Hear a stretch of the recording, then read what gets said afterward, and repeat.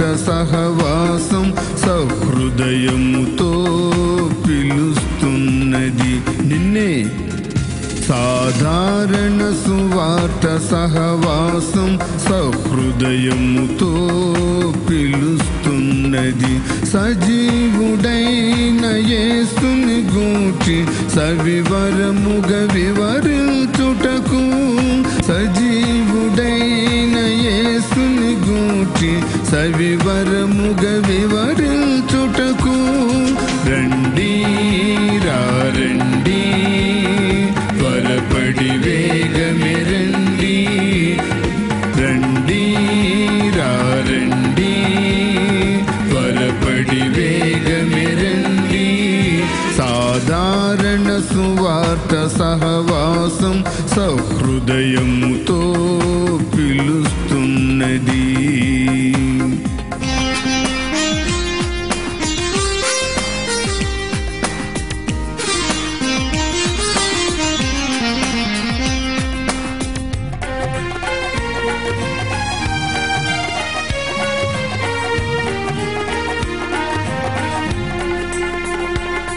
కృపామయుడా నీలోన, కృపామయుడా నీలోన నివసింపజేసినందునా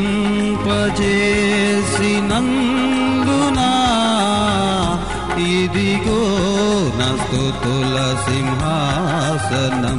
నీలో నివసింపచేసినందునా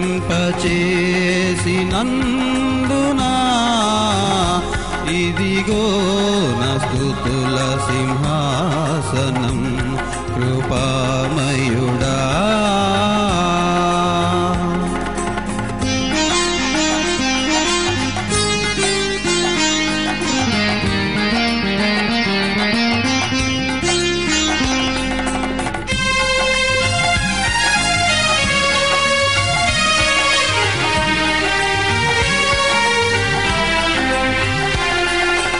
ఏ అపాయము నా గుడారము సమీపించనీయక,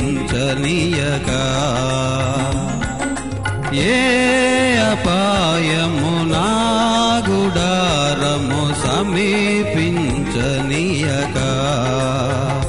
నా మార్గములన్నిటిలో నీవే ఆశ్రయమైనందునా, నా మార్గములన్నిటిలో నీవే ఆశ్రయమైనందునా. కృపామయుడా నీలోనా, కృపామయుడా నీలోనా నివసింపచేసినందునా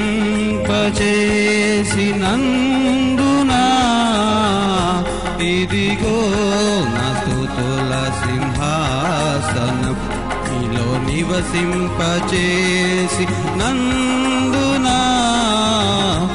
ఇదిగో నా స్తుతుల సింహాసనం. కృపామయుడా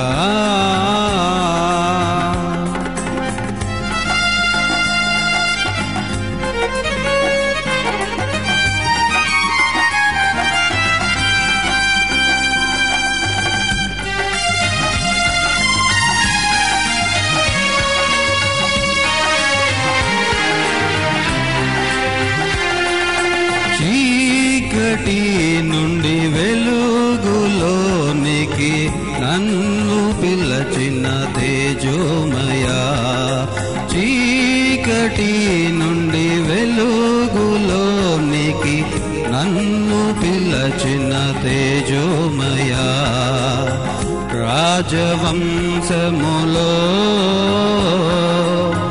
యాజకత్వము చేసేదను, రాజవంశములో యాజకత్వము చేసేదను. కృపామయుడా నీలోనా, కృపామయుడా నీలోనా నివసింపచేసినందునా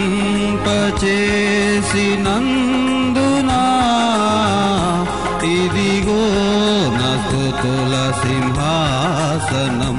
నీలో నివసింపచేసినందునా ఇదిగో నా స్తుతుల సింహాసనం కృపామయుడా.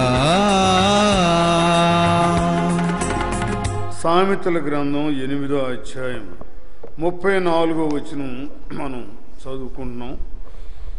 అనుదినము నా గడప యొద్ద కనిపెట్టుకుని, నా ద్వారబంధముల యొద్ద కాచుకుని, నా ఉపదేశం వినువారు ధన్యులు అని చెబుతా ఉన్నారు. ఈ లోకంలో అనేక మంది అనేకమైనటువంటి ఆధిక్యతలు కలిగినటువంటి వారు ఉంటారు.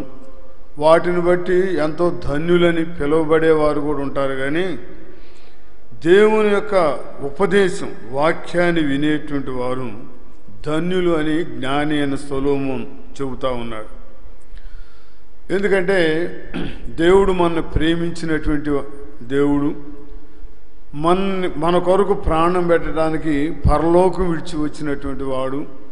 అలాగా అహర్నిశలు మన యొక్క యోగక్షేమాలు కోరే దేవుడు మనకు మంచి ఉపదేశం, మనం ఎలా జీవించాలో, ఎలా నడవాలో, ఎలాగుంటే దేవుని యొక్క ఆశీర్వాదాలు ఉంటాయో అవి తెలియజేస్తూ ఉంటారు. కాబట్టి అనుదినము ఆయన గడప యొద్ద కనిపెట్టుకుని, ఆయన ద్వారబంధముల యొద్ద కాచుకొని, ఏం మాట సెలవిస్తాడో, ఏమిస్తారని కాచుకునేటువంటి వారు బహుధన్యుడు అని చెబుతా ఉన్నారు. నా ఉపదేశం వినేటువంటి వారు బహుధన్యులు.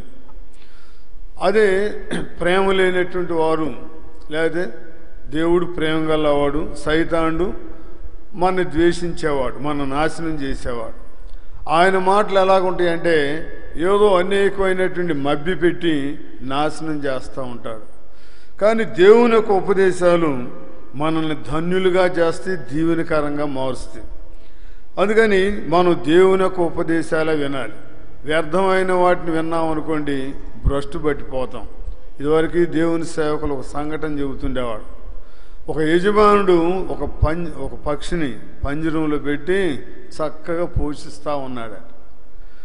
అటు ఇటు పోయేటువంటి పక్షులు చూసి, ఇవో నీవు నీ కర్మ అది, అలాగే ఉంటున్నావు, మేము చూసుకో ఎలాగ విహరిస్తున్నాము, కోరింది తింటున్నాం, నీకేదో ఆ యజమాని పెట్టిన వరకే తింటున్నావు అని ఇలాగ అనేకమైన మాటలు చెప్పేదానికి ఆ పక్షికి కూడా ఒకలాంటి ఆలోచన వచ్చిందంట.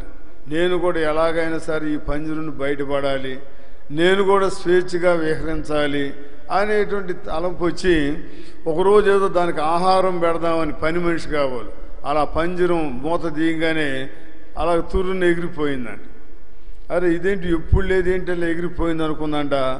ఆ చెప్పినటువంటి ఆ కళ్ళబొల్లి మాటలనే కదా ఆ పక్షుల మాటలని, ఆహా ఇప్పుడు నేను కూడా ఎంత చక్కగా విహరిస్తున్నాను అది ఇదని సంతోషంగా ఎగురుకుంటూ వెళ్ళి ఒక జొన్న చెట్టు, జొన్న తోటలో అన్నీ చేరి ఆ తోటను పాడు చేస్తున్నాయండి. ఇది కూడా వెళ్ళిందంట అక్కడ తినటానికని. ఆ యజమానుడు, ఆ తోట యజమానుడు వచ్చి, అరే ఈ పక్షులు తోటంతా పాడు చేస్తుందని తుపాకు పెట్టి పేల్చేదాడికి అది వచ్చి ఈ పక్షికే తగిలిందండి. గిలగిల తణుకులు ఆడుతూ, అయ్యయ్యో నా యజమానుడు చక్కగా పోషిస్తూ ఉంటే చీకు చింత లేకుండా, ఎండ అనేది తగలకుండా హాయిగా ఉన్నాను, వీటి మాటలు ఇప్పుడు నేను ప్రాణాన్నే పోగొట్టుకున్నానని అలాగే చనిపోయిందట. అలాగే దేవుని యొక్క ఉపదేశం వింటే మనం ధన్యులు అవుతాం. సైతానుడు లేకపోతే వ్యర్థమైనటువంటి మాటలు వింటే భ్రష్టు పట్టిపోతాం. మనం చాలాసార్లు ఈ యొక్క తప్పిపోయిన కుమారుని గురించి ధ్యానిస్తూ ఉంటాం. అందుముందు చక్కగానే ఉన్నారు కుటుంబం అంతా. కానీ ఆ స్నేహితులు, దుష్టులైన స్నేహితులు, ఏమరా ఇంకా ఇంత పెద్దోడు అయ్యావు, తండ్రి సిట్ అంటే సిట్టు, స్టాండ్ అంటే స్టాండా ఏంట్రా అని బాగా అలా ఇలా చెబితే తండ్రి మీద తిరగబడి ఆస్తి అంతా కూర్చుకుని మన దగ్గరుంటే అప్పుడప్పుడు వచ్చి, ఏమరాబాయ్ ఎట్లా నాశనం అవుతున్నావు, ఈ అలవాట్లకు అలవాటు పడ్డావు, ఈ దురలవాట్లకు అంటాడేమని బహుదూరం పోయాడంట. మొత్తం దుర్వ్యాపారాలకు పాడు చేసుకున్నాడంట, నాశనం అయిపోయాడు. అయితే వాడికి బుద్ధి వచ్చినప్పుడు తిరిగి వచ్చేది పశ్చాత్తాపడ్డాడు అనుకోండి. కానీ చాలామంది అలాగా ఆ దేవుని యొక్క మాటలు వినకుండా, దేవుని యొక్క వాక్యానికి చెవి ఇవ్వకుండా వ్యర్థమైనటువంటి విని వ్యర్థులైపోతున్నారు. మళ్ళీ తిరిగి సావనాన చేస్తున్నారు. కానీ అయ్యో నా బుద్ధిహీనత వల్ల నేను ఇలాగ అయిపోయాను, కాబట్టి నేను ప్రభు సన్నిధిలో పశ్చాత్తాపడతాను, ప్రభు నన్ను కరుణిస్తాడనే మనసు రాట్ల వాడు. కానీ ఆ తప్పిపోయిన కుమారుడు కానీ అలాగ వచ్చింది అనుకోండి. కానీ ఇక్కడ జ్ఞాని చెబుతున్న అనుదినము నా గడప యొద్ద కనిపెట్టుకుని నా ద్వారబంధముల యొద్ద కాచుకొని నా ఉపదేశం వినేటువంటి వారు ధన్యులు అని చెబుతున్నారు. అలాగా దేవునికి ఉపదేశం వినేటువంటి వాళ్ళు, దేవుని నోట నుండి వచ్చే జీవపు మాటలు వినేటువంటి వాళ్ళు ఎంతో ధన్యులని మనం చూస్తూ ఉంటాం కదా. ఆ మరి అట ప్రభు పాదం లేదు కూర్చుని ఉత్తమైన దాన్ని ఏర్పరచుకుందంట. మార్త అయితే విస్తారమైన పనులు పెట్టుకుని హడావిడిగా ఏదో చేస్తూ ఉంది. కానీ మరీ మడుగు ప్రభువు నోటి నుండి ఏ మాట వచ్చింది అలా బాల్ రాంగని క్యాచ్ చేసినట్లుగా అలాగ తీసుకోవాలనేటువంటి దాంట్లోనే చక్కగా మంచి ఉత్తమైన దాన్ని ఏర్పరచుకుంది, ధన్యురాలైంది.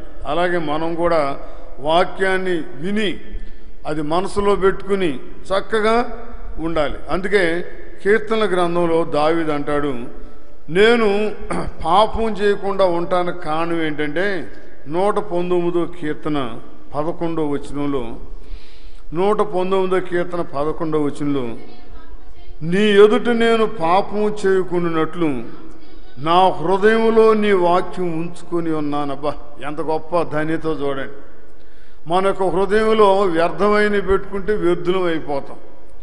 కానీ దేవుని యొక్క మాటలు అలా గనక లేకపోతే ఆయన ఆజ్ఞలు మనం గనక మన హృదయంలో పెట్టుకుంటే ఎంతో ధన్యులు అవుతాం. అదే చెబుతున్నాడు, నీ ఎదుట నేను పాపం చేయకుండానట్లు నా హృదయంలో నీ యొక్క వాక్యాన్ని ఉంచుకున్నాను, నీ ఆజ్ఞలు పదిలపరుచుకున్నాను. అవి ఏం చేస్తూ ఉంటే ఇండికేటర్ లాగా చూపెడతా ఉంటాయి. బండి మీద వెళ్ళేటప్పుడు ఎంత స్పీడ్లో వెళ్తున్నామో ఆ ఇండికేటర్ ఎలా చూపెట్టిద్దో అలాగే దేవుని యొక్క మాటలు మన హృదయంలో ఉంచుకుంటే మనం ఎలాగ దేవుని మార్గంలో ఉన్నామా లేకపోతే దారి తొలగిపోయామా, దేవునికి దూరంగా వెళ్తున్నామా అని అది హెచ్చరిస్తూ ఉంటుంది.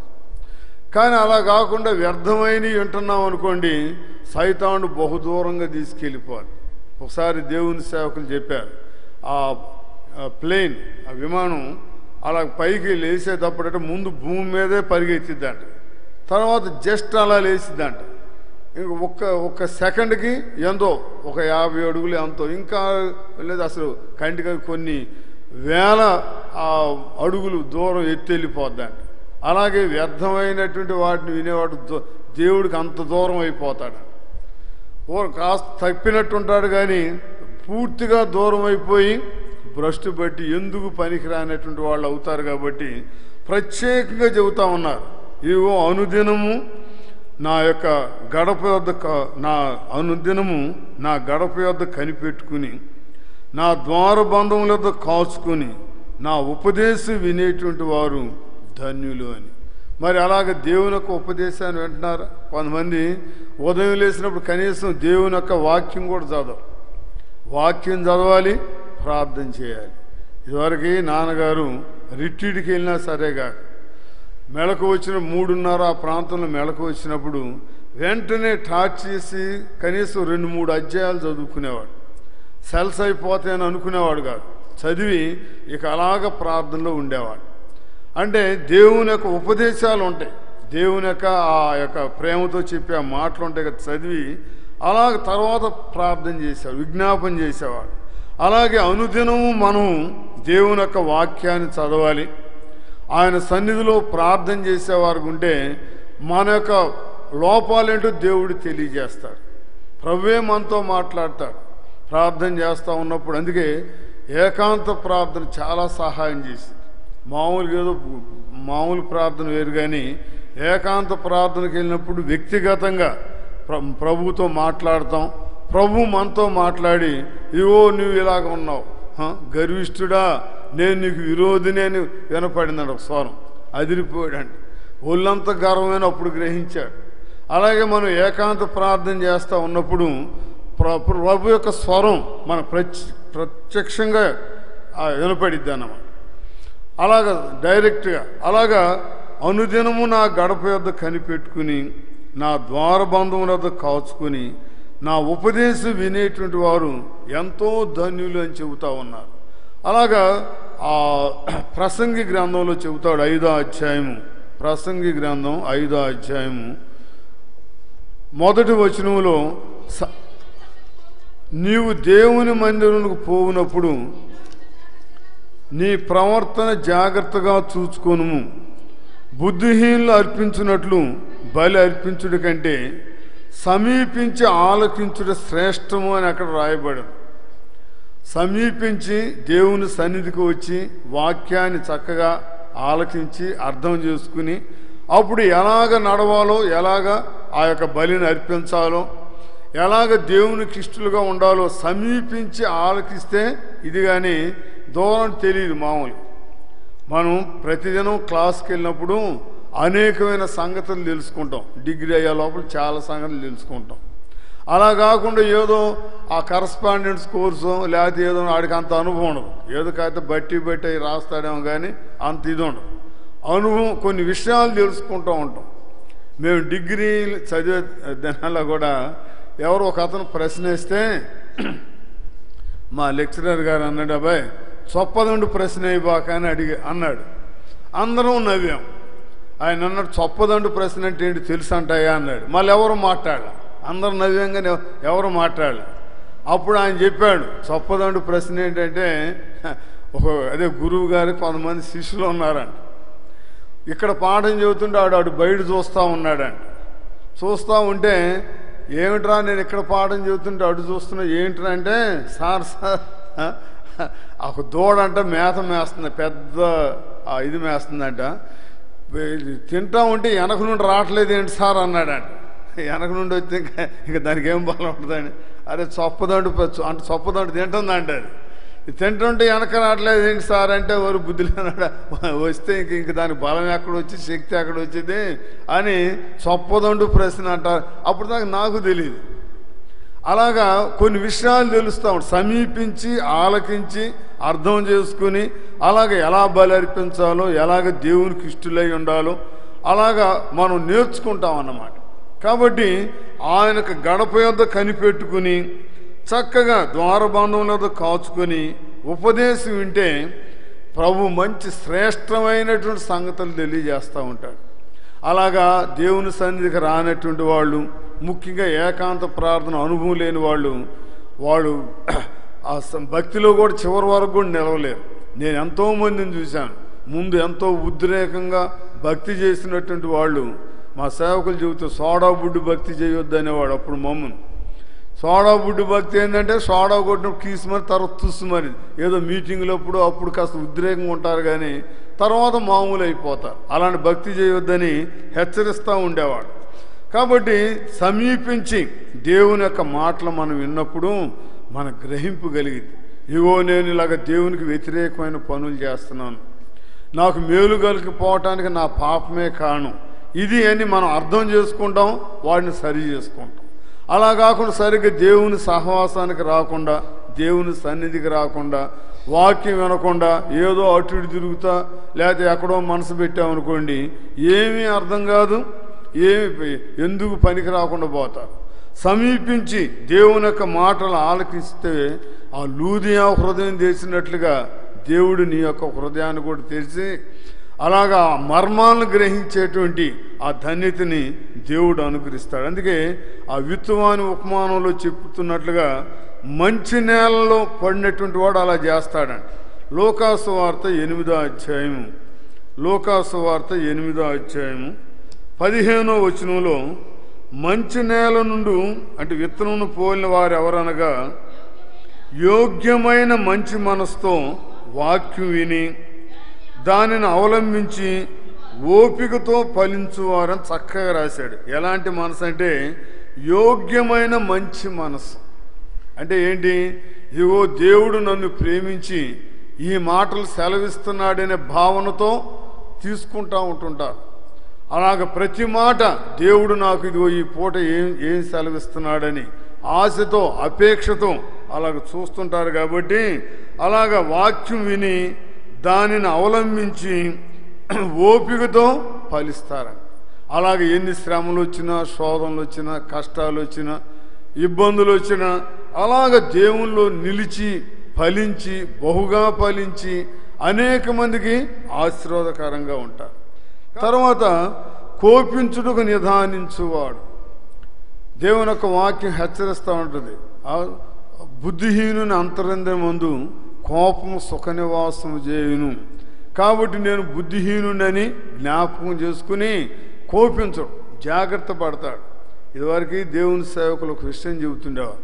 ఒక మాస్టర్ గారు ఉండేవాడు.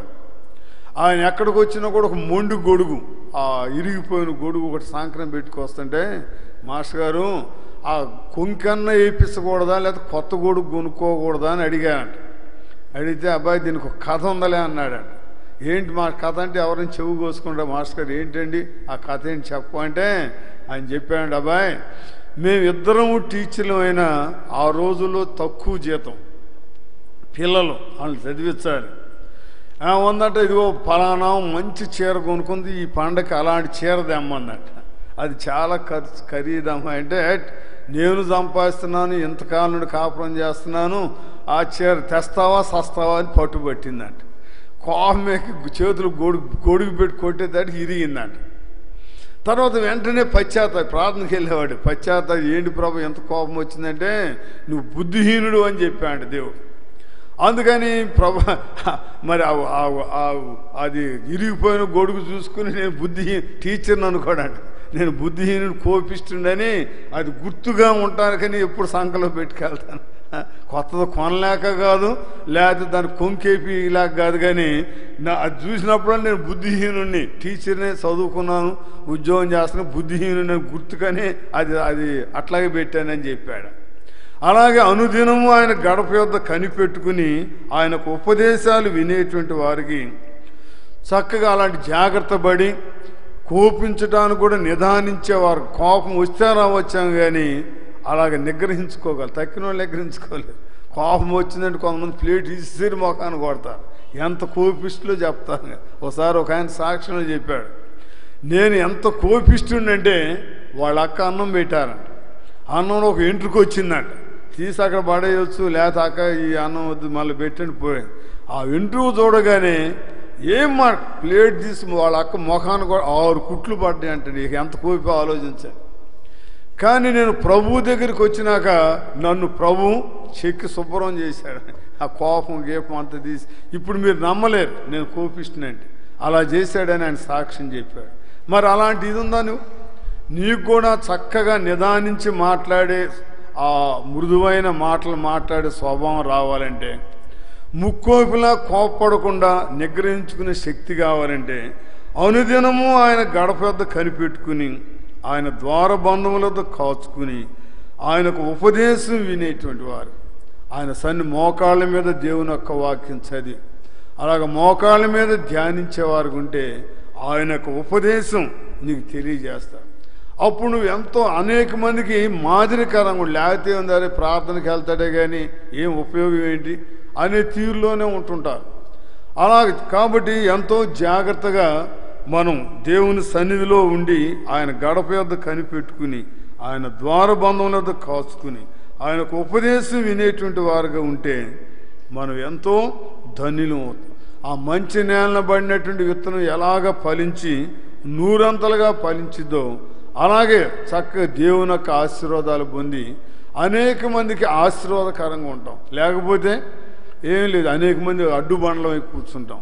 ఎందుకంటే వీళ్ళు ప్రార్థనకి వెళ్తారే కానీ మాట మారలేదు, తీరు మారలేదు, ఏమీ మారలేదని అనేక మందికి అభ్యంతరకరంగా ఉంటాం. కాబట్టి అలా ఉండకుండా ప్రతిదినము దేవుని సన్నిధిలో ఆయన గడప వద్దంటే ఆయన సన్నిధిలో మోకరించి దేవుని యొక్క వాక్యం చదివి దాన్ని ధ్యానించి ఉన్నప్పుడు చక్కగా మనకు ఉపదేశం తెలియజేస్తాను. వాక్యం చదువుతూ ఉన్నప్పుడు మనకు అర్థమయ్యి చక్కగా ఇదిగో ఇలాగ ఉన్నాను ఇలాగుంటే చక్కగా ఉంటాం. అలాగా కనిపెట్టేటువంటి వారికట జ్ఞానుల సహవాసం దొరికిద్దంట. ఈ సామెతల గ్రంథంలోనే 15వ అధ్యాయం, సామెతల గ్రంథం 15వ అధ్యాయం 31 వచ్చింది చదవండి. సామెతల గ్రంథం 15వ అధ్యాయం. జీవార్థమైన ఉపదేశమును అంగీకరించే వానికి జ్ఞానుల సహవాసం లభించు. అబ్బా ఎంత గొప్ప భాగ్యం అండి జ్ఞానుల సహవాసం. అజ్ఞానులు కాదు, అజ్ఞానులు బోల్డ్ మంది ఉంటారు. కానీ జ్ఞానుల సహవాసం ఎవరికి లభించింది అంటే జీవార్థమైన ఉపదేశాన్ని అంగీకరించేవారికి. అంటే మంచి మన జీవింపజేసేటువంటి ఉపదేశం దేవుని యొక్క నోటి మాటలు అన్నమాట, దేవుని యొక్క వాక్యం. ఆ వాక్యాన్ని అంగీకరించి ఆ వాక్యాన్ని మనం హృదయంలో పదిలిపరుచుకుని ఆ వాక్యానుసారంగా మనం జీవిస్తే జ్ఞానుల సహవాసం, పరిశుద్ధుల సహవాసం, భక్తుల సహవాసం మనకు లభించేది. అప్పుడు మనం కూడా భక్తులుగా కాగలం. మామూలుగా అయితే ఏమడం అలాగా ఆ భక్తుల సహవాసం చేసామనుకోండి, మనం కూడా అలాగ ప్రార్థన చేయాలి, అలాగ ప్రార్థన జవాబు పొందాలి, అలాగ ప్రభు కొరకు గొప్ప కార్యాలు చేయాలి అని ఆశలు వస్తాయి. లేకపోతే ఏముండదు. అందుకని జ్ఞానుల సహవాసం మనకు కలిగి అలాగ మనం కూడా జ్ఞానంగా ప్రవర్తించడానికి, జ్ఞానంతో ఆత్మను సంపాదించడానికి, జ్ఞానంతో ఉపదేశించడానికి. పౌలు భక్తుడు చాలా జ్ఞానంగా మాట్లాడేవాడు. వాక్చాతుర్యం కాదు మరుంకోడు, దేవుని యొక్క జ్ఞానంతో పైనుండి వచ్చేటువంటి జ్ఞానాన్ని కలిగి చెప్పడం వలన అనేక మంది ప్రభు వైపు తిరిగారు. అలాగా మనం కూడా అలాంటి జ్ఞానంలో సహవాసం ఉండాలి అంటే, అలాగా దేవుడు ఇచ్చేటువంటి ఆశీర్వాదాలు పొంది ధన్యులుగా ఉండాలంటే అనుదినము ఆయన గడప యొద్ద కనిపెట్టుకుని, ఆయన ద్వారబంధముల వద్ద కాచుకుని, ఆయనకు ఉపదేశం వినేవారుగా మనం ఉంటే దేవుడు మన ఎంతగానో దీవిస్తాడు, అనేక మందికి మాదిరికరంగా చేస్తాడు. దేవుడు ఇచ్చేటువంటి సకల ఆశీర్వాదాలు పొందటానికి వారసులుగా మనని చేస్తాడు. కాబట్టి ప్రభా అలాగ అనుదినము నీ గడప యొద్ద కనిపెట్టుకుని, ప్రభా నీ యొక్క ద్వారబంధం వద్ద కాచుకుని నీ ఉపదేశం వినే ఆ భాగ్యం నాకు దయచేయమని ప్రభువును వేడుకున్నాం.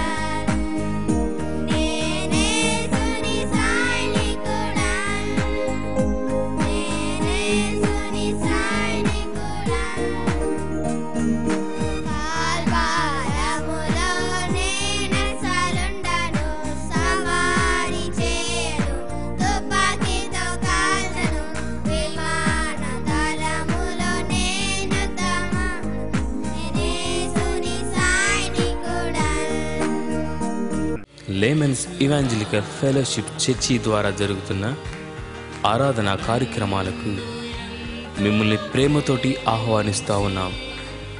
మా ఆరాధన కార్యక్రమాలు ఆదివారపు ఆరాధన ఉదయం 9 గంటల నుండి 11 గంటల వరకు మరియు సాయంకాలం 6 గంటలకు స్తుతి ఆరాధన ప్రత్యేక యవనస్తుల కూటం జరుగును. బుధవారము మరియు శనివారము 6:30 గంటల నుండి 9:30 గంటల వరకు ఉపవాస ప్రార్థనలు జరుగును. సండే స్కూల్ ఆదివారం ఉదయం 7:30 గంటలకు జరుగును. మీ ప్రార్థన అవసరతలు మాకు తెలియచేయగలరు. మా address Laymen's Evangelical Fellowship, Court Road, Naralasettivaripalem, Bapatla. Phone 9991589060 మరియు 922950570251. మా అడ్రస్ మరొకసారి Laymen's Evangelical Fellowship, Court Road, Naralasettivaripalem, Bapatla. Phone 9989158960 and 9290570251.